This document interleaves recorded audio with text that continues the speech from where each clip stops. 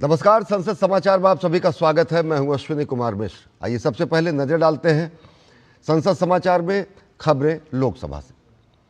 लोकसभा में राहुल गांधी के चीन पर दिए बयान पर जोरदार हंगामा और राजनाथ सिंह ने कहा कि अमित शाह और किरेन रिजिजू ने राहुल गांधी के बयान पर जताई आपत्ति। और आज अगर लोकसभा की खबरों की बात करें तो लोकसभा में राष्ट्रपति के अभिभाषण पर धन्यवाद प्रस्ताव पर चर्चा की शुरुआत हुई। चर्चा की शुरुआत करते हुए भारतीय जनता पार्टी के वरिष्ठ नेता और केंद्रीय मंत्री सर्बानंद सोनोवाल ने राष्ट्रपति भवन के एट होम कार्यक्रम के दौरान नेता प्रतिपक्ष राहुल गांधी के गमोसा विवाद को लोकसभा में उठाया। उन्होंने कहा कि कांग्रेस नेता ने असम के पारंपरिक पटके को फेंक दिया क्योंकि उन्हें हमारी विरासत का ख्याल नहीं है।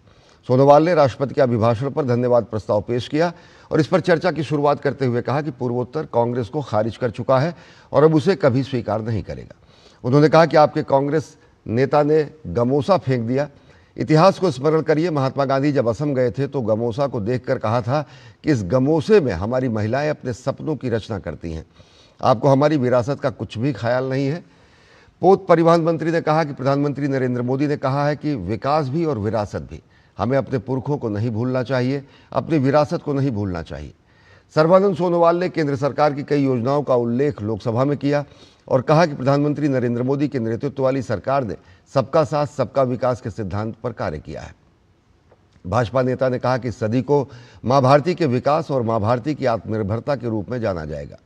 सर्बानंद सोनोवाल ने कहा कि 2014 से पहले देश को कांग्रेस सरकार की नीतिगत पंगुता का सामना करना पड़ा था, लेकिन प्रधानमंत्री नरेंद्र मोदी के नेतृत्व में भारत ने तेज विकास और चौतरफा विकास की यात्रा शुरू की। पारदर्शिता और निर्णय लेने की क्षमता इस सरकार की पहचान है। उन्होंने कहा कि भारत सबसे तेजी से बढ़ती अर्थव्यवस्था है, जबकि अंतर्राष्ट्रीय स्तर पर कई तरह की अस्थिरता है। असम के पूर्व मुख्यमंत्री सर्बानंद सोनोवाल ने चाय बागान मजदूरों के लिए सरकार के कई कदमों का उल्लेख करते हुए कहा कि चाय बागान में काम करने वालों को हमारी सरकार ने जिस तरह से सम्मान दिया है वो ऐतिहासिक है। उन्होंने कहा कि आज हर कार्यक्रम जिस तरह से सफल हो रहा है उससे स्पष्ट है कि मोदी जी के नेतृत्व में विकसित भारत बनने जा रहा है। सर्बानंद सोनोवाल ने कहा कि हर कार्यक्रम को सही ढंग से लागू किए जाने के कारण सभी वर्गों को न्याय मिला है। उन्होंने कहा कि आज कोई भी मंच हो, अमेरिका हो, चीन हो, जर्मनी हो, दुनिया का कोई हिस्सा हो, हर जगह उनका यानी कि प्रधानमंत्री नरेंद्र मोदी का बहुत सम्मान है। वो हर वैश्विक मामले का समाधान कर सकते हैं। ये मोदी जी के नज़रिए और नेतृत्व की शक्ति में है। चर्चा में हिस्सा लेते हुए भारतीय जनता पार्टी के सांसद तेजस्वी सूर्या ने कहा कि कांग्रेस पार्टी ने अपने 10 साल के शासन में केवल काम नहीं कर पाने के बहाने दिए हैं, जबकि मोदी सरकार ने चुनौतियों के बावजूद विकसित भारत की दिशा में कदम बढ़ाया है और युवाओं को सशक्त बनाया है। तेजस्वी सूर्या ने लोकसभा में राष्ट्रपति के अभिभाषण पर धन्यवाद प्रस्ताव पर चर्चा में भाग लेते हुए कहा कि संप्रग सरकार के 10 साल के दौरान राष्ट्रपति के अभिभाषणों में विकसित भारत और भारत की संस्कृति, विरासत, भाषा, सभ्यता का एक बार भी जिक्र नहीं किया गया। उन्होंने कहा कि राष्ट्रपति के अभिभाषण में जो बात कही गई वो आज़ाद भारत के इतिहास में पहले कभी नहीं कही गई कि सांस्कृतिक दृष्टिकोण से भारत सबसे समृद्ध देश है। इसमें मैकाले के षड्यंत्रों का उल्लेख किया गया। ये सभ्यतागत अंतर दोनों पार्टियों यानी भाजपा और कांग्रेस के रुख में अंतर है। भाजपा सांसद ने कहा कि 2014 में प्रधानमंत्री नरेंद्र मोदी की सरकार आने के बाद वादा किया गया कि देश में परंपरा और प्रौद्योगिकी को एक साथ आगे बढ़ाया जाएगा। तेजस्वी सूर्या ने कहा कि मोदी सरकार ने हृदय योजना, प्रसाद योजना, एक भारत श्रेष्ठ भारत योजना बनाई और उनके शासनकाल में ही अयोध्या में राम मंदिर का उद्घाटन किया गया। उन्होंने कहा कि कांग्रेस ने 10 साल तक युवाओं को दिशाहीन कर दिया, उन्हें जागृत करने का प्रयास ही नहीं किया, लेकिन आज देश के युवा नए भारत का संकल्प ले चुके हैं। भाजपा सांसद सदस्य ने कहा कि आज देश के युवाओं की महत्वाकांक्षा में बदलाव आया है। देश के युवा रोजगार मांगने वाले नहीं, रोजगार देने वाले बनना चाहते हैं। उन्होंने संपर्क के 10 साल में स्टार्टअप, उद्यमशीलता, व्यापार, सुगमता और पीएलआई जैसे शब्दों का एक बार भी जिक्र न होने की बात कही।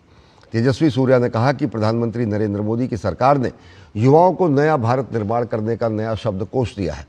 भाजपा सांसद ने कहा कि मोदी सरकार ने पिछले 10 साल के शासन के दौरान सबसे बड़ा बदलाव ये हुआ है कि राष्ट्रपति के अभिभाषण में भ्रष्टाचार और घोटालों का एक बार भी उल्लेख नहीं है, जबकि संप्रग शासन के दौरान 2011 में राष्ट्रपति के अभिभाषण में गरीबों तक उनके फायदे नहीं पहुंचने पर चिंता जताई गई थी। भाजपा सांसद ने कहा कि चुनौतियां पिछले 10 साल में आई, कोरोना जैसी महामारी आई, लेकिन कमज़ोर नेतृत्व बहाने देते हैं, वहीं महान नेतृत्व इन चुनौतियों के बावजूद कहते हैं हम कर रहे हैं। यही अंतर भाजपा और कांग्रेस के बीच है, प्रधानमंत्री नरेंद्र मोदी और कांग्रेस के बीच है। तेजस्वी सूर्या ने कहा कि संपर्क सरकार 10 साल तक आंतरिक सुरक्षा से समझौता करती रही। उन्होंने कहा कि उनके समय देश आतंकवाद से ग्रस्त था, वामपंथी उग्रवाद भी था। उन्होंने कहा कि आज देश में माओवादी उग्रवाद पूरी तरह खत्म होने के कगार पर है। तेजस्वी सूर्या ने कहा कि कांग्रेस का वादा कभी प्रतिबद्धता में लागू नहीं हुआ। लोकसभा में नेता प्रतिपक्ष राहुल गांधी ने सोमवार को सदन में एक पूर्व सेना प्रमुख के संस्मरण के मसौदे के कुछ अंश पढ़ने का प्रयास किया, जिस पर रक्षा मंत्री राजनाथ सिंह और गृह मंत्री अमित शाह ने विरोध जताया और फिर सदन में सत्ता पक्ष और कांग्रेस के सदस्यों के बीच तीखी नोकझोंक देखने को मिली। सदन में हंगामा गतिरोध रहने पर लोकसभा अध्यक्ष ओम बिरला ने अपराह्न 2:09 तक सभा की कार्यवाही 3 बजे तक के लिए स्थगित कर दी। लोकसभा अध्यक्ष ओम बिरला ने कांग्रेस नेता से कई बार ये अपील की कि वो पुस्तक या किसी पत्रिका को सदन में उद्धृत नहीं कर सकते। राजनाथ सिंह ने राहुल गांधी पर सदन को गुमराह करने का प्रयास करने का आरोप लगाया। लोकसभा में गतिरोध के समय प्रधानमंत्री नरेंद्र मोदी भी मौजूद थे। राजनाथ सिंह ने सवाल उठाया कि नेता प्रतिपक्ष को बताना चाहिए कि वो जिस पुस्तक का उल्लेख कर रहे हैं वो प्रकाशित हुई है या नहीं। केंद्रीय गृह एवं सहकारिता मंत्री अमित शाह ने भी कहा कि सदन में पुस्तक और पत्रिका में प्रकाशित बातों को नहीं रखा जा सकता और नेता प्रतिपक्ष को व्यवस्था का पालन करना चाहिए। ओम बिरला ने राहुल गांधी से कई बार कहा कि वो राष्ट्रपति के अभिभाषण पर अपनी बात रखें। जब राहुल गांधी इस संस्मरण के कुछ अंश सदन के पटल पर रखने पर अड़े रहे तो ओम बिरला ने कहा कि आप लगातार आसन की अवमानना कर रहे हैं। राहुल गांधी ने कहा कि वो आसन को चुनौती नहीं दे रहे हैं, बल्कि चीन के साथ भारत के रिश्ते के बारे में बात रखना चाहते हैं। सदन में लगातार गतिरोध बने रहने पर लोकसभा अध्यक्ष ओम बिरला ने बैठक अपराह्न 2:09 पर 3 बजे तक के लिए स्थगित कर दिया। लोकसभा की बैठक पुनः शुरू होने पर नेता प्रतिपक्ष ने एक बार फिर इसी मुद्दे को रखने का प्रयास किया और कहा कि राष्ट्रीय सुरक्षा से जुड़ा विषय है। कांग्रेस नेता की बातों का विरोध करते हुए राजनाथ सिंह ने कहा कि ये पूरी तरह काल्पनिक बातें हैं। नेता प्रतिपक्ष सदन को गुमराह कर रहे हैं, उन्हें इस विषय पर बोले जाने से रोका जाना चाहिए। संसदीय कार्य मंत्री किरेन रिजिजू ने कहा कि आप देश को नीचा दिखाकर क्या चाहते हैं? आप एक ऐसी बात कह रहे हैं जिसका कोई स्रोत नहीं है। आप ऐसी कोई बात मत बोलिए जिससे सेना का मनोबल गिरे।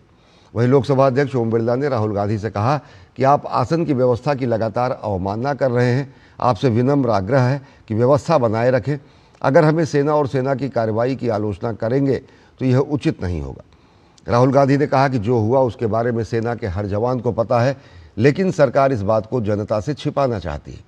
सदन में गतिरोध जारी रहने पर लोकसभा अध्यक्ष ने 3:08 पर सभा की कार्यवाही शाम 4 बजे तक के लिए स्थगित कर दी। लोकसभा की कार्यवाही शाम 4 बजे फिर शुरू होते ही पीठासीन सभापति ने व्यवस्था का हवाला देते हुए राहुल गांधी से अपील की कि वो अपनी बात राष्ट्रपति के अभिभाषण पर रखें। हालांकि नेता प्रतिपक्ष ने एक बार फिर उसी विषय को उठाने का प्रयास किया। पीठासीन सभापति जगदम्बिका पाल ने कहा कि आप लोग अपने नेता पर हंस क्यों रहे हैं। राहुल गांधी ने दावा किया कि वो राष्ट्रीय सुरक्षा से जुड़ा जो विषय सदन में रखना चाहते हैं वो प्रधानमंत्री और रक्षा मंत्री के लिए असहज करने वाला है। राहुल गांधी का कहना था कि यदि प्रधानमंत्री और रक्षा मंत्री सहज होते तो उन्हें बोलने दिया जाता। सदन में गतिरोध बने रहने पर जगदम्बिका पाल ने शाम 4:10 पर लोकसभा की कार्यवाही मंगलवार सुबह 11 बजे तक के लिए स्थगित कर दी।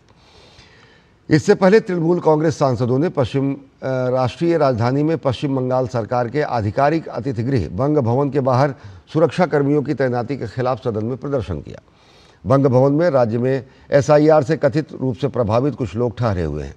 तृणमूल कांग्रेस के सदस्यों ने सदन में इस मुद्दे को उठाते हुए सरकार के खिलाफ नारे लगाए और आसन के समीप पहुंच गए।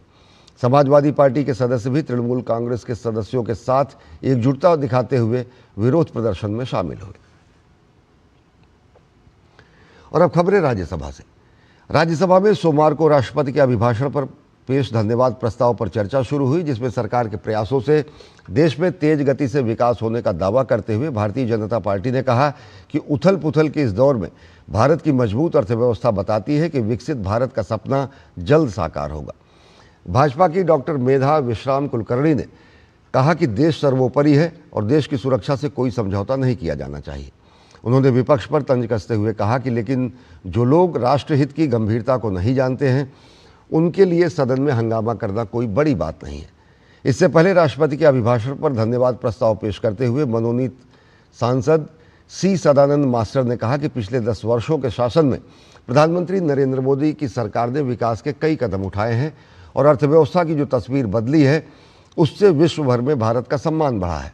सदानंद मास्टर ने विपक्षी दलों से केवल विरोध के लिए विरोध न करने की अपील की और उनसे राष्ट्रीय हित में एक समान रुख अपनाने का आग्रह किया। मास्टर ने सीपीआई-एम कार्यकर्ताओं की कथित असहिष्णुता का जिक्र करते हुए अपने कृत्रिम पैर सदन की मेज पर रखे, जिससे सदन में हंगामा हो गया। उन्होंने कहा कि जो लोग लोकतंत्र की दुहाई देते हैं, उन्होंने 31 साल पहले केरल में मुझ पर हमला किया था। मैं घर लौट रहा था, तभी संगठित अपराधियों ने पीछे से पकड़कर मुझे सड़क पर गिरा दिया और इनकलाब जिंदाबाद के नारे लगाते हुए मेरी टांगें काट दी। इस पर माकपा सदस्य जॉन ब्रिटास ने कृत्रिम पैर दिखाने को लेकर आपत्ति जताते हुए व्यवस्था का प्रश्न उठाया। सदानंद ने ब्रिटास से असहिष्णु न होने को कहा। दिव्यांगता के कारण मास्टर ने बैठे बैठे अपनी बात कही। बाद में जॉन ब्रिटास ने व्यवस्था के प्रश्न के बाद उन्होंने अपने कृत्रिम पैर नीचे रखे। सदानंद ने कहा कि मोदी सरकार राष्ट्रवाद की प्रेरणा से विकास कार्यों को आगे बढ़ा रही है। उनके प्रस्ताव का समर्थन करते हुए डॉक्टर मेधा ने कहा कि विकसित भारत बनाने के लिए हमें अथक परिश्रम करना है और आर्थिक समीक्षा बताती है कि हमारी अर्थव्यवस्था कितनी मजबूत है। मेधा ने कहा कि उथल पुथल के इस दौर में भारत की मजबूत अर्थव्यवस्था बताती है कि विकसित भारत का सपना जल्द साकार होगा। उन्होंने कहा कि बीते वर्षों में 3 करोड़ कर मतदाता बढ़े हैं। माफ़ करिएगा, बीते 3 वर्षों में 3 करोड़ करदाता बढ़े हैं। इसका मतलब है कि युवाओं को रोज़गार मिल रहा है, लोगों की आर्थिक क्षमता बढ़ी है और वो ख़रीदारी में और ज़्यादा सक्षम हुए हैं और कर भी दे रहे हैं। उन्होंने कहा कि 25 करोड़ से अधिक लोगों का गरीबी रेखा से ऊपर आना बहुत बड़ी बात है। उन्होंने कहा कि 4 करोड़ से अधिक आवास बनाए गए हैं, 80 करोड़ लोगों को अनाज दिया गया है, 56 करोड़ से अधिक लोगों को रोज़गार मिला है, 20 लाख से अधिक लोग स्टार्टअप में काम कर रहे हैं। ये उपलब्धियां बताती हैं कि मेहनत भी है, मेहनत की भी गई है और मेहनत सफल भी हुई है। चर्चा में हिस्सा ले रहे कांग्रेस के दिग्विजय सिंह ने सरकार पर कथनी और करनी में अंतर होने का आरोप लगाते हुए सत्ता पक्ष से जानना चाहा कि उनके द्वारा किया गया कौन सा वादा पूरा किया गया है। दिग्विजय सिंह ने कहा कि 2014 में नरेंद्र मोदी सरकार ने सबका साथ सबका विकास कहा, 2019 में इसमें सबका विश्वास सबका प्रयास जोड़ दिया और अब इसमें सबका प्रयास भी जोड़ा गया है। उन्होंने कहा कि मैं जानना चाहता हूं कि क्या सबका साथ सबका विकास में मुस्लिम, ईसाई, दलित, आदिवासी शामिल हैं?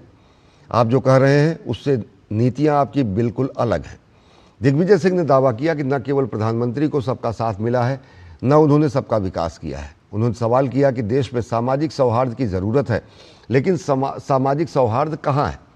क्या हम सबको साथ लेकर चल रहे हैं? क्या सबको साथ लेकर चला जा रहा है? धर्म देखकर बुलडोजर से घर गिराया जा रहा है। दोषी का कसूर क्या होता है, लेकिन उसके परिवार या का इसमें क्या कसूर होता है? दिग्विजय सिंह ने कहा कि चीन के साथ भारत के सैन्य तनाव का जो विषय कांग्रेस नेता राहुल गांधी ने दूसरे सदन में उठाने का प्रयास किया था, प्रधानमंत्री को उसका जवाब देना चाहिए। देश में आर्थिक असमानता बढ़ाने का दावा करते हुए दिग्विजय सिंह ने कहा कि भारत में 10 व्यक्ति 58% संपत्ति पर हक रखते हैं और यह वाक्य ही अपने आप में बहुत कुछ कहता है। उन्होंने कहा कि काला धन वापस लाने, नकली नोटों का चलन बंद होने, आतंकवाद समाप्त होने के वादे धरे रह गए। उन्होंने कहा कि रोज़गार कहाँ है? रोज़गार लगातार घट रहे हैं और बेरोज़गारी बढ़ रही है। भ्रष्टाचार खत्म करने का वादा भी केवल वादा ही रहा। किसानों की आमदनी बढ़ाने का वादा था, आमदनी नहीं बढ़ी। किसानों के एमएसपी की गारंटी का वादा अधूरा है। सत्ता पक्ष बताए कि क्या सरकार ने अपना एक भी वादा पूरा किया है? अगर किया है तो वह कौन सा वादा है? कांग्रेस के वरिष्ठ नेता ने कहा कि देश के लोकतंत्र पर खतरा है, क्योंकि आज़ादी के बाद देश में जो सौहार्दपूर्ण माहौल बनाया जा रहा था वो धीरे धीरे खत्म किया जा रहा है और कट्टरपंथी ताकतें धीरे धीरे हावी होती जा रही हैं। तृणमूल कांग्रेस की सागरिका घोष ने भाजपा नीति केंद्र सरकार पर तीखा हमला बोला और कहा कि वो ग्रेड डी सरकार है जो ज़मीनी वास्तविकताओं से दूर है। लोगों के लिए किए गए उनके विभिन्न वादे अधूरे हैं। सागरिका घोष ने दावा किया कि सरकार अपनी असफलताओं को लेकर आत्मचिंतन भी नहीं करती। उन्होंने कहा कि देश के लोगों को मतदान का अधिकार है, लेकिन मतदाता सूची में विशेष गहन पुनरीक्षण SIR के नाम पर बड़ी संख्या में लोगों से मतदान करने का अधिकार छीना जा रहा है। उन्होंने कहा कि नामों में मामूली विसंगति होने पर भी आपत्ति जताई जा रही है और अमर्त्य सेन सहित कई मशहूर लोगों को एसआईआर के नाम पर समन किया गया। तृणमूल कांग्रेस की सदस्य ने कहा कि राष्ट्रपति अभिभाषण में भ्रष्टाचार मुक्त तंत्र की बात कही गई है, लेकिन सच्चाई कुछ और ही है। उन्होंने कहा कि कैग की रिपोर्ट में खुलासा हुआ है कि जीएसटी सहित कई क्षेत्रों में भारी अनियमितताएं हैं। उन्होंने आरोप लगाया कि भाजपा शासित कई राज्यों में भी घोटाले हुए हैं, लेकिन मीडिया और प्रेस पर कब्जा कर लिया गया है। उन्होंने भारतीय न्याय संहिता पर भी निशाना साधा और कहा कि पत्रकारों, स्टैंड अप कॉमेडियन, कार्यकर्ताओं को परेशान किया जा रहा है। चर्चा में द्रमुक के तिरुचि शिवा, आम आदमी पार्टी के संजय सिंह, वाईएसआर कांग्रेस पार्टी के सुभाष चंद्र बोस पिल्ली, बीजू जनता दल के मुजीबुल्लाह खान, राजद के एडी सिंह, अन्ना द्रमुक के doctor M Thambidurai, Janata Dal United के संजय कुमार झा, समाजवादी पार्टी के राम गोपाल यादव, JNK-NC के चौधरी मोहम्मद रमज़ान और शिवसेना के संजय राउत ने भी हिस्सा लिया। इसके बाद सदन में विशेष उल्लेख को लिया गया और इसमें भाजपा के अजित माधव राव गोपचढ़े, द्रमुक सदस्य P. विल्सन, भाजपा के शंभू शरण पटेल और कांग्रेस की फूलो देवी नेताम ने आसन की अनुमति से लेकर लोक महत्व से जुड़े अपने अपने मुद्दे उठाए। इसके बाद बैठक को करीब 6:15 बजे मंगलवार की सुबह 11 बजे तक के लिए स्थगित कर दिया गया। इससे पहले सुबह 11 बजे सदन की बैठक शुरू होने पर तृणमूल कांग्रेस के सदस्यों ने एक बार फिर पश्चिम बंगाल की लंबित केंद्रीय बकाया राशि का मुद्दा उठाने का प्रयास किया और अनुमति न मिलने पर विरोध जताते हुए सदन से बहिर्गमन कर गए। बैठक शुरू होने के बाद सभापति CP राधाकृष्णन ने आवश्यक दस्तावेज सदन के पटल पर रखवाए। इसके बाद उन्होंने शून्यकाल के तहत सदस्यों से अपने अपने मुद्दे उठाने को कहा। उन्होंने आम आदमी पार्टी के राजेंद्र गुप्ता को अपना मुद्दा उठाने की अनुमति दी। इसी दौरान तृणमूल कांग्रेस के सदस्यों ने पश्चिम बंगाल की लंबित केंद्रीय बकाया राशि का मुद्दा उठाने का प्रयास किया। सभापति ने उन्हें इसकी अनुमति नहीं दी। तृणमूल सदस्यों ने हंगामे के बीच उन्होंने कहा कि कार्यवाही में केवल उन सदस्यों की ही बात रखी जाएगी जिसकी अनुमति दी गई है। तृणमूल सदस्यों ने इस पर विरोध जताते हुए सदन से बहिर्गमन कर दिया। आम आदमी पार्टी के राजेंद्र गुप्ता ने सरकारी स्कूलों की स्थिति पर चिंता जताते हुए शून्यकाल में कहा कि नीति निर्माता खुद सरकारी स्कूलों में अपने बच्चे को नहीं पढ़ने भेजते। उन्होंने कहा कि शिक्षा एक महत्वपूर्ण विषय है, लेकिन देश में आज भी बड़ी संख्या में बच्चे स्कूल नहीं जाते। जो जाते हैं उनमें से कई आधे बीच में ही पढ़ाई छोड़ देते हैं और स्कूलों में शिक्षकों की संख्या में छात्रों की तुलना में बेहद कमी है। उन्होंने कहा कि 54% स्कूल में केवल आधारभूत तैयारी वाली शिक्षा दी जाती है और 70% में माध्यमिक शिक्षा दी जाती है। उन्होंने कहा कि स्थिति यह है कि नीति निर्माता खुद सरकारी स्कूलों में अपने बच्चों को नहीं पढ़ाते। इसी पार्टी की स्वाति मालीवाल ने सरकारी अस्पतालों में सुविधाएं बढ़ाने की मांग की। स्वाति मालीवाल ने यह मुद्दा उठाते हुए कहा कि अगर आज मरीज किसी निजी अस्पताल की इमरजेंसी में जाता है तो उसका बहुत कुछ खत्म हो जाता है। उन्होंने कहा कि निजी अस्पतालों में पहले पूछा जाता था कि मेडिक्लेम है या नहीं है। सबसे पहले यही पूछा जाता है कि मेडिक्लेम है या नहीं है, और मेडिक्लेम होने का पता चलते ही निजी अस्पतालों की मनमानी शुरू हो जाती है। स्वाति मालीवाल ने कहा कि डायग्नोस्टिक टेस्ट जरूरी हो सकते हैं, लेकिन इन्हें बढ़ा चढ़ाकर लिखा जाता है और मरीजों से अतिरिक्त राशि खर्च करनी पड़ती है। इतना ही नहीं, जेनरिक दवाओं की जगह दूसरी महंगी दवाएं भी लिखी जाती हैं। उन्होंने दावा किया कि क्लिनिकल एस्टेब्लिशमेंट एक्ट को केवल 12 राज्यों ने ही अपनाया, यहाँ तक कि दिल्ली सरकार ने भी इसे लागू नहीं किया, जबकि यह अत्यंत महत्वपूर्ण है। और संसद समाचार में फिलहाल इतना ही। देश और दुनिया की ताज़ा तरीन खबरों के लिए देखते रहिए DD न्यूज़। नमस्कार।